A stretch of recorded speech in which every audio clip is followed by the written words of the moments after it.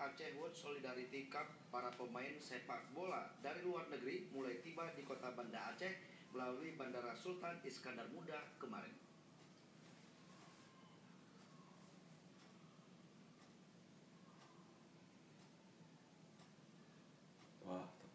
Para pemain sepak bola yang mulai berdatangan berasal dari negara Kirgistan dan Mongolia.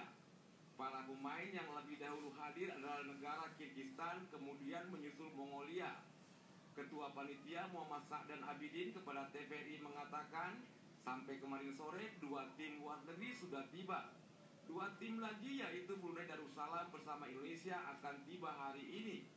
Jadi, selain tim nasional, ada 3 negara yang berpartisipasi meramaikan Aceh World Solidarity Cup 2017 yang digelar di Stadion Harapan Bangsa Long Raya, Kota Banda Aceh pada tanggal 2 hingga 6 Desember mendatang. Para pemain, pelatih, ofisial dan manajer tim menginap di Hotel Hermes Palace, Grand Nangro, dan Kriyat Muraya Hotel.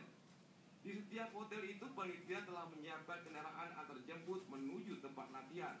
Ya sudah pasti memang empat kita datang 2 kemarin Kirgistan pukul 11 siang 9 pagi, Mongolia pukul 4 sore. Hari ini pukul 16 kedatangan Brunei Darussalam, sorenya pukul 18 dari timnas kita Indonesia. Kick off dimulai pada pukul berapa, Pak? Kick off kalau untuk sore pukul 16 pukul 4 sore. Ya. Terus kalau untuk malamnya pukul 20. Jadi pertandingannya 2, 4, 6 gitu. Tanggal 2, tanggal 4 dan 6. Menurut Muhammad Sa'dan Abidin, turnamen ini menggunakan format kompetisi penuh di mana semua kesebelasan akan saling bertemu. Bagi yang berhasil keluar sebagai pemenang pertama akan mendapat $50.000 Amerika Serikat.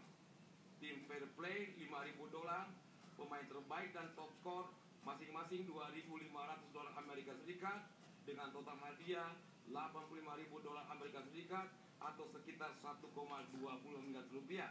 Tim Liputan TVRI melaporkan.